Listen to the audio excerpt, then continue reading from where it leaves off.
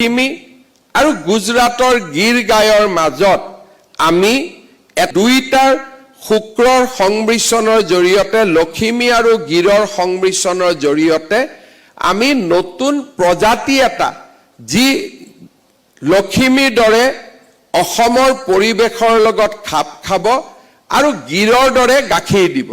এই ধৰণৰ আমি এটা নতুন প্ৰজাতি এটা নিৰ্মাণৰ বাবেও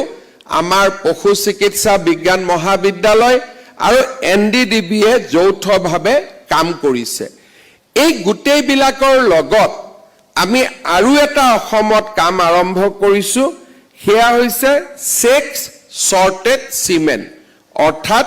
আমি যেতিয়া ঘৰত গাই গৰুৱে গাখীৰ দিয়ে কিন্তু যেতিয়া প্ৰায়ে গাই গৰু জন্ম নহৈ মতা গৰুৰ জন্ম হয় বা আমাৰ হালুৱা গৰুৰ জন্ম হয় তেতিয়া যিসকলে গৰুৰ খেতি কৰে তেওঁলোকৰ বাবে ইকনমিটো অৰ্থনীতিটো খুব প্ৰতিকূল হৈ পৰে আৰু তেওঁলোকে নিজৰ ব্যৱসায় থকাৰ বাবে কষ্ট হয় কিন্তু এতিয়া যেতিয়া আমি সেক্স সৰ্টেড সিমেন্ট দিও আমাৰ অসমত আমি দেখা পাইছো যে 90% আমাৰ সাকসেস ৰেট হৈছে আমাৰ সেক্স সৰ্টেড সিমেন্ট আমি যি গৰুক আমি দিছো